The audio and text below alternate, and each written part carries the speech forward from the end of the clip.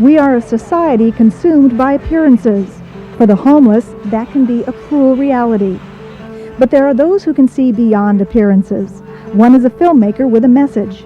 I did the film because I felt deeply about the inhuman way people treat each other based on appearances.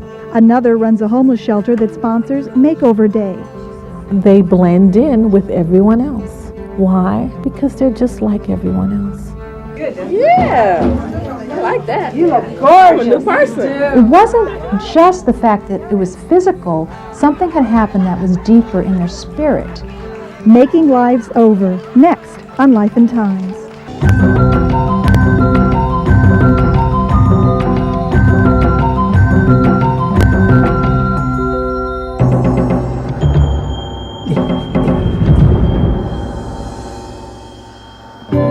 Major funding for Life and Times is provided by the James Irvine Foundation, which is dedicated to the development of an informed California citizenry, with additional support from GTE, a company committed to telecommunications excellence and an open dialogue among all people.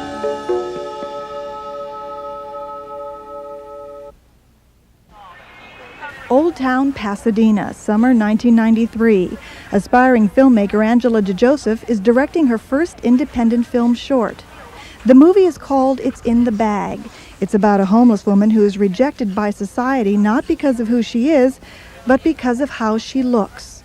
What if a woman lived on the street? Well, of course she can't get her hair done, doesn't have any makeup, wears clothes that are tattered. How is she going to be treated by other people? And that was the birth of an idea for the film. Angela was a professional image consultant and had started her own consulting business. She appeared on television specializing in makeovers.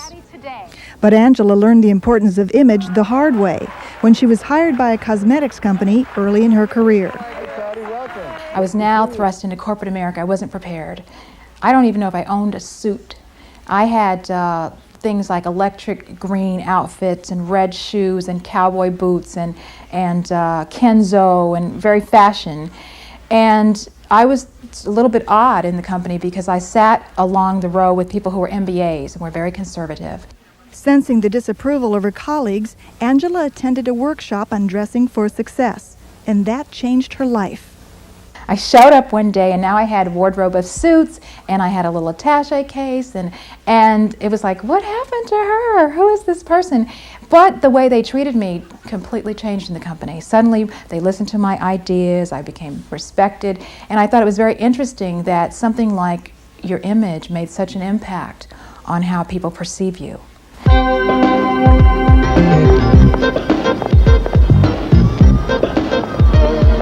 In her movie, Angela turns her disapproving corporate bosses into princesses.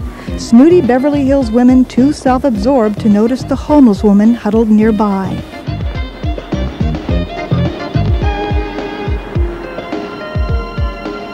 The princesses at the beginning of the movie are based on people that I really know.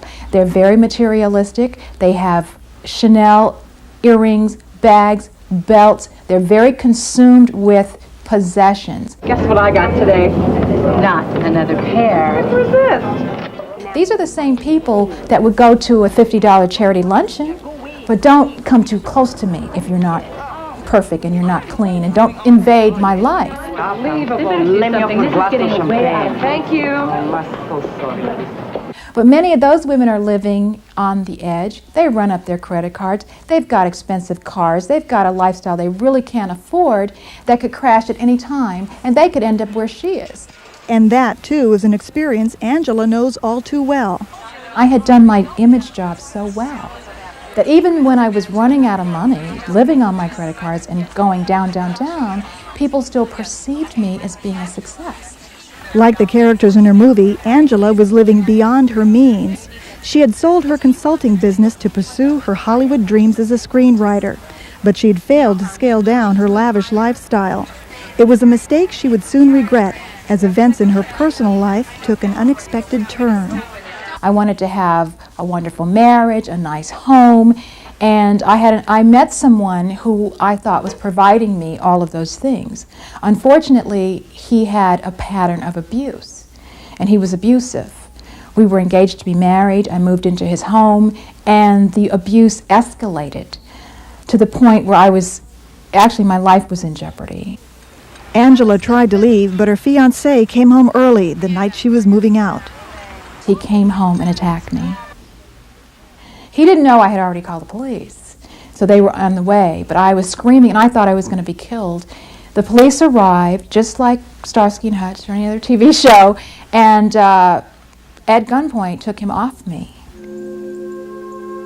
Battered and bruised, Angela fled with just the clothes on her back. I had nowhere to go. I had no money, no car, and for the first time I was completely lost. Angela took refuge with friends and eventually got herself back on her feet and into film school. Unlike the character in her movie, she had never had to sleep on the street and never thought of herself as homeless. But that was before she met Shirley Gibson. I'd like to get input from both of you on what you'd like to see happen during the course of the evening. She met Shirley while doing research for It's in the Bag. That's when she learned her brush with homelessness had been more typical than not. We have a lot of influential people that come through our center. We have actresses that has come through our center, lawyers, doctors, nurses. We had a lawyer not long ago. There are problems, and because of the problem or a list of problems, they become homeless, and sometimes through no fault of their own. Shirley Gibson is well acquainted with the homeless. She runs one of 3 shelters for homeless women operated by the Good Shepherd Center of Catholic Charities. To the 45 homeless women that reside temporarily under her roof, Shirley is part house mother, part counselor, part nurse. Okay, what are your symptoms? I've been fighting fever for 4 days. I've been laying down in bed. Angela learned a lot from Shirley, but what she found truly remarkable was the parallel between activities at Good Shepherd Center and the plot of her movie.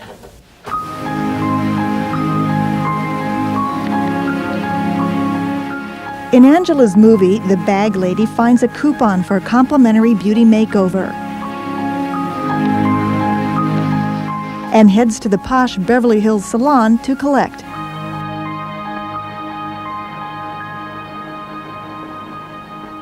And in a marvelous coincidence, it turned out that Shirley Gibson was providing real-life makeovers for the homeless women at Good Shepherd Center. She pulled out pictures from the year before of the makeovers at the shelter, and I was completely surprised. With the help of volunteers from the Fashion Group International of Los Angeles, the women get haircuts, makeup lessons, even new clothes, all free of charge. Once Angela learned about the makeover, she couldn't stay away. I thought it was something wonderful about the fact that this was happening in their lives, and that's why I was so curious to be a part of it and see what was going to happen. But the makeover was more than just a new hairstyle or a different color blush. Many of these women had survived very difficult times. Shun Maria escaped from a violent marriage. With no place to go, she and her son were forced to live in her car. I didn't have anywhere to go because my mother had passed away the year before. And I have a brother, and he has a wife with 10 kids. So I couldn't go and stay with them. Pam came to California from the East Coast. She had some personal problems, then landed on a park bench when she couldn't land a job. I just recently spent about 6 months in the park, in Lincoln Park. I never had a problem getting a job in the past. Beatrice was a beautician who moved in with a friend after being laid off, then became homeless when her friend was laid off too. I never thought I would end up homeless. I have worked all my life. Each of these women was shedding her old life and exploring the new. She looks gorgeous. You think so? Yes. She looks absolutely wonderful. Oh, it doesn't look bad. Isn't that wonderful? Yeah, you both look great. What do you think? I like it. Let's take it over to accessories. We're going over to accessories. Very nice. And you got this already before you tried the outfit? Yeah. That's fabulous. Wonderful. You look beautiful. Doesn't it look good? I think it's wonderful. Now you get The shoes are over there. Where are the shoes? Of course, in the movies, nothing goes smoothly. I'm not even sure we're honoring this gift certificate anymore. Well, looks like your next client is here. That looks like a job for a super stylist. But the manager of the salon finally honors her coupon, and the bag lady's transformation begins. You know what? I think we'll give you something that frames your face and brings out those pretty eyes. Yeah. You got nice cheekbones. Even Shirley Gibson has undergone a transformation. As a former public relations and marketing executive, she was, like Angela, a part of the corporate world. It was somewhat of a glamorous life. I traveled with an expense account, and I don't have that. I can't even think of what my life would be if I had that here. My life is totally different, and I'm totally happy. No, I'm not running for the plane thinking that I'm going to be late, and I'm not trying to beat a deadline. I'm content in what I'm doing because from day to day I can see the difference. I'm rewarded now when I see a woman come through the door saying that she has found a job.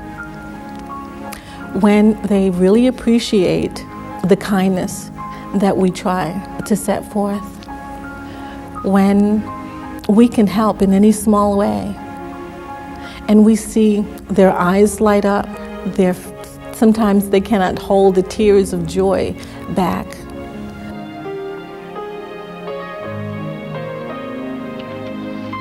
Here to help you, and we will make sure you're all happy today. Yeah. I like that. You look gorgeous. I'm a new person. Gorgeous. Wow. Luckily for the bag lady in Angela's movie, even the beauticians finally come around. This is an extra outfit that I had left over from the fashion show, and I think it'll fit you. My name's Jewel. Angela, too, had a gift in mind, using her film to raise money for the shelter. I very much wanted to be able to raise money for women who had been in the situation that I found myself in. No place to go, no money, no home. Sometimes you just need a helping hand. You need somebody to tell you, it's going to be okay. You are okay. This is a bad time in your life. You can put this back together. And that's what the shelter provided. And I wanted to make my film available to them for a fundraiser. And that's what we're planning now to do. Angela's contribution will be welcome. Although city and county agencies support it, Good Shepherd must raise most of its operating capital on its own. Fundraising is ongoing. Donations and volunteers help fill in the gaps. Without volunteers, I would not be able to exist. We would not be able to give this kind of service that we provide. So with a small staff of nuns and laywomen, some of whom are current or former residents, Shirley organizes the volunteers and keeps the house running smoothly, no matter what. A stressful day in the house would be when everything goes wrong. When the elevator is not working or it catches fire. When the plumbing is not working. When the telephone is ringing and we need to pick someone up from a hospital. When all of the sisters are ill at the same time, which happened a few weeks ago. But then you have faith and you know that everything will work and that the day will end. Okay, we now have hot water. That's working. Okay, ladies can shower again. No more complaints. I start every day in the chapel with my rosaries because of the problems that I'm faced with during the day. I need the time with the Lord, quiet, peaceful time, so that I can begin my day. Shirley takes refuge in her faith. Angela had faith, too, in herself and in the many women who volunteered their time to work on the film. For them, it served a special purpose. The film is absolutely a metaphor for the life that we have here in Hollywood. Women are on the outside looking in. Many times they're not judged on their work. They're judged on the fact that they're female. They're not even considered. And I felt it was very important to make a political statement that we can work together and we can make films. Because a lot of people said, oh, you don't want to have all women together, you can't work together. And I said, that's not true. Grab a leg and go up, okay? That's good right there. Actually, down. To prove them wrong, Angela put together an all-female cast and crew. The women believed in the project. They showed up early in the morning. They stayed late at night. Not once did anyone complain. And I knew it was special that we had had all women, and it meant something that we were able to work together and complete a project. But how can a woman who was once homeless afford to make a movie? The money from the film has come basically, one day I called the phone company, I go, I only can pay half the phone bill today, and is it okay if I pay part of it later? And then I take that money and I come down here and I pay on the film. That's how it works. But scrimping and saving could only go so far. To cover the big costs, Angela sought help from the Hollywood establishment. I started thinking about the project and who might understand what I was trying to do. Maybe I should reach out to some of the women in Hollywood. So one of the first people I wrote to was Kathleen Kennedy. I'd read her story of how she started with Steven Spielberg as an assistant, and because she was so competent, she ended up becoming a producer. Angela persuaded Kathleen Kennedy, producer of E.T. and Jurassic Park, to make a contribution. She got a huge Hollywood rental house to donate camera equipment, convinced another supplier to offer film, and persuaded one of the movie studios to open up its wardrobe vaults. She even talked a top sound studio into mixing her soundtrack free of charge, an event which for her took on special significance. You are the only men working on this project. It was an all-female shoot, everything, beginning to end.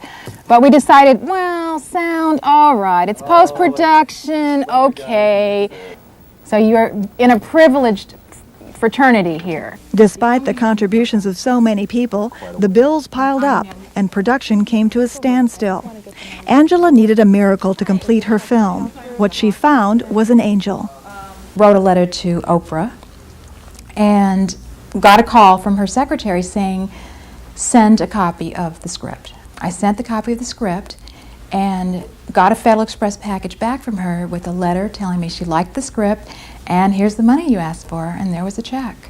And I burst into tears. I was so overwhelmed with emotion because I was so over my head financially. And 30 women had already put in time and effort and energy and love into helping me make this movie, and I didn't want to disappoint them.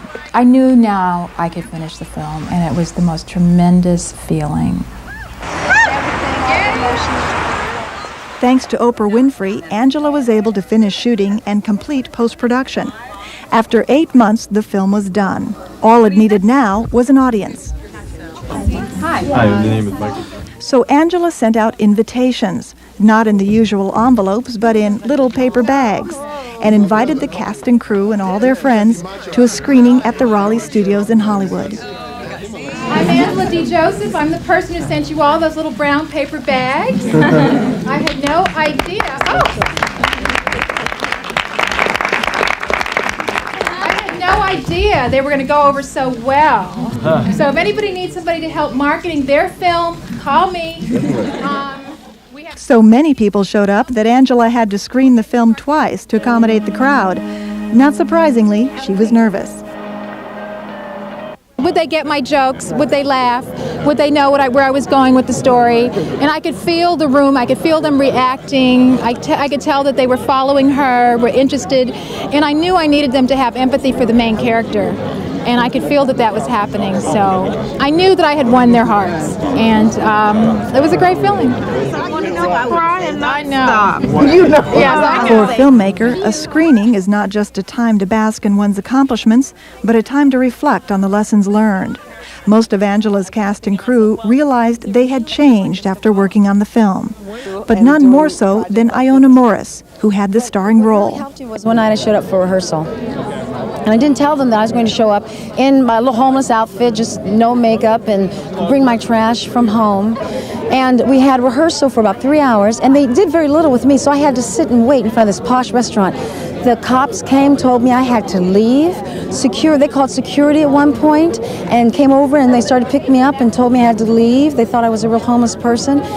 I would watch people walk by me, and the men would look at me, and in their eyes it was, "Baby, what happened to you?" And the women would pay no attention.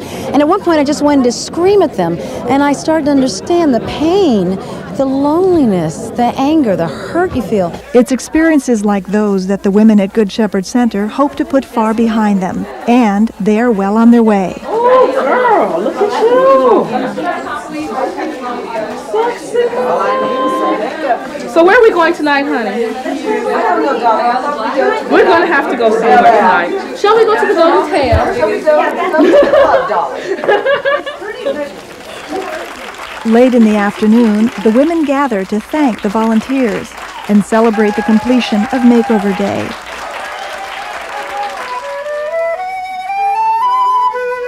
It's a graduation of sorts, complete with entertainment, diplomas, and words from an associate dean of the Los Angeles Technical College.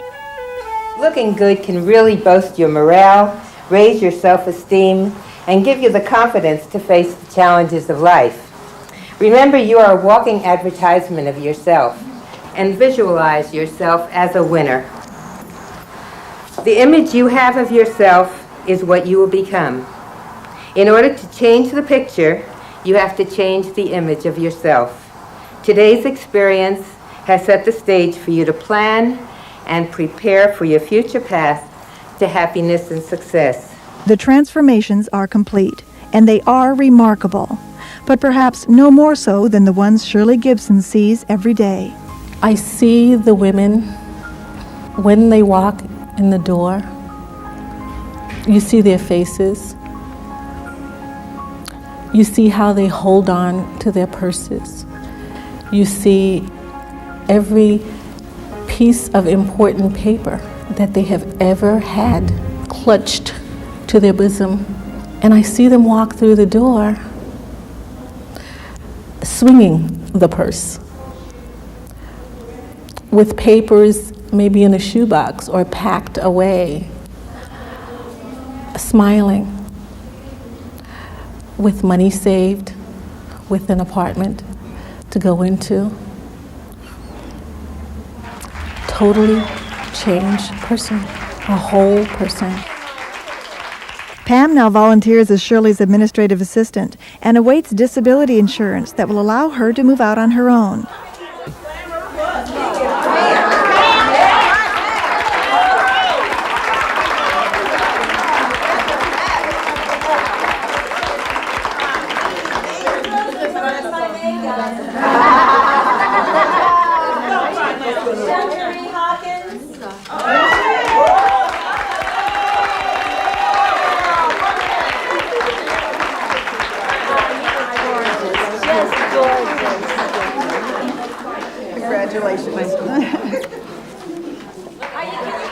I had been to 3 shelters, and Good Shepherd was my 3rd and final shelter. And I have this thing about 3 strikes, you're out.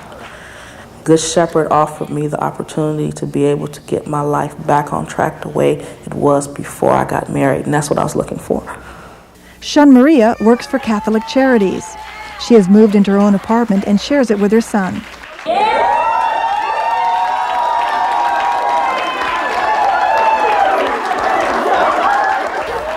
Beatrice, too, is well on her way. She plans to continue working as a beautician, but is also taking courses in computer science.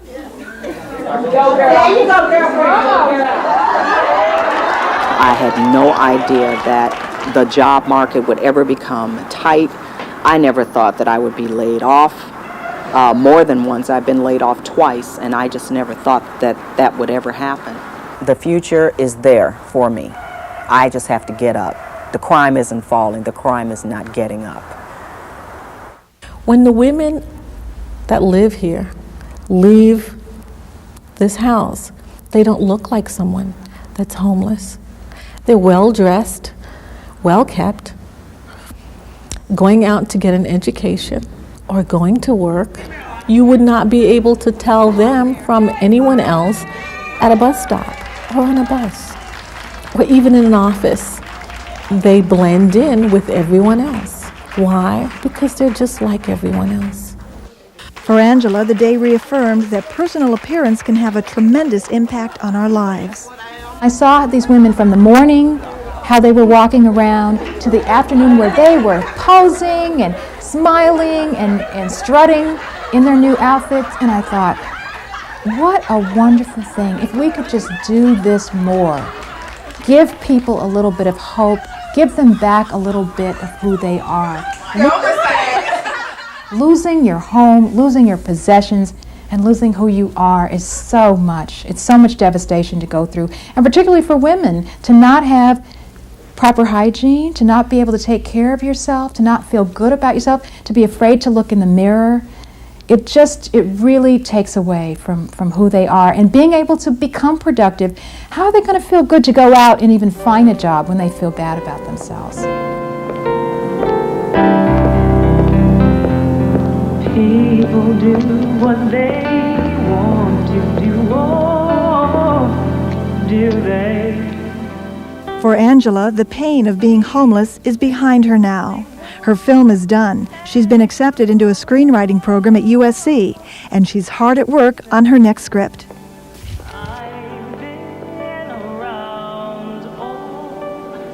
Shirley Gibson is hard at work too. In a city where 10,000 women are living on the street, no matter how many lives she saves, there are thousands more in need. I come back day after day because of the women.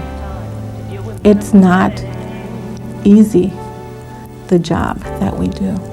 And we're not always treated with kindness and respect that we try to show to them. But there's that one person who is so grateful for what we've done for them and for others that it makes a difference. It makes all the difference.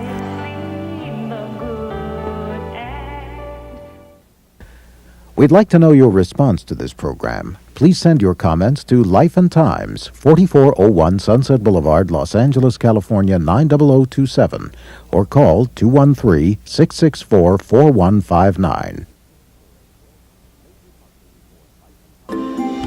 Major funding for Life and Times was provided by the James Irvine Foundation, which is dedicated to the development of an informed California citizenry, with additional support from GTE, Building Better Communities Through Communication.